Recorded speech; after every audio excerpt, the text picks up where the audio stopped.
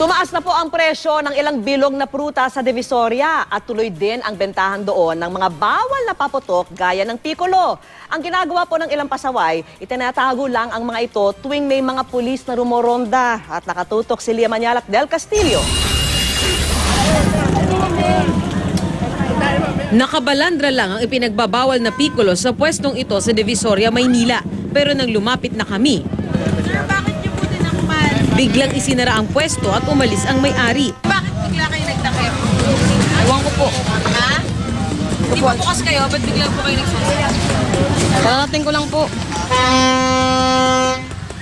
Nagbibenta po kayo ng bawal? Hindi po. Nakita ko po marami po kayong pikolo doon. Ha? Ganito rin ang eksena sa kalapit na tindahan ng paputok. Kuya, bakit niyo po tinatabi? Wala. Ha? Wala lang. Anong wala? Di ba pikolo po yun? Yung pikulo. Ano yun?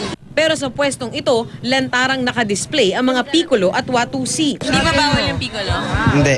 Hindi bawal yung pikolo? Bawal na pwede. Paano yun? Depende naman po yun eh. Kung ano, may mga bawal kasi pikulo eh. Oo. Pero siyempre, pwede naman po yung pikulo. Bakit pwede yung pikolo? Mahina lang naman po yan eh. Matapos ang ilang minuto, rumonda ang mga pulis. Ang nagsarang tindahan ng buksan ng mga pulis, walang pikolong nakadisplay. Itinago pala kasi ang mga ito sa likurang bahagi ng tindahan kaya nakumpiska pa rin. Ang isang ito na lantaran din na nagbebenta kanina, biglang nagsara.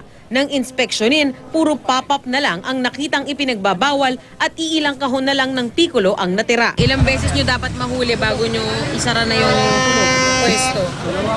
May ganun ba? Kasi iba dito paulit-ulit lang eh. Pabalik-balik lang. Babawal muna natin, pagkasabihan natin sila lahat. Ilang beses po yung parang... Ito ngayon, ang isang beses lang, okay na. So yung susunod nito, Oo, papatanggalan natin sila. Sabi ng mga pulis, habang papalapit ang bisperas ng bagong taon, dadalasan pa nila ang pag-iinspeksyon. Samantala, nagtaas na ang presyo ng ilang bilog na prutas tulad ng seedless grapes na nasa 250 pesos na kada kilo mula sa dating 230 pesos. Stable naman ang presyo ng iba pang prutas tulad ng Sagada Orange na 3 for 100 pesos. May mga 3 for 100 ding mansanas. Ang kiwi, 6 for 100 pesos habang 180 pesos naman per kilo ang longgan. Tig-iisa lang po, mahal eh. bakit tig-isa? Para po mabuo ko yung 13. Yung gusto ko lang, yung paborito ko. Oo, yun lang ang binibili ko.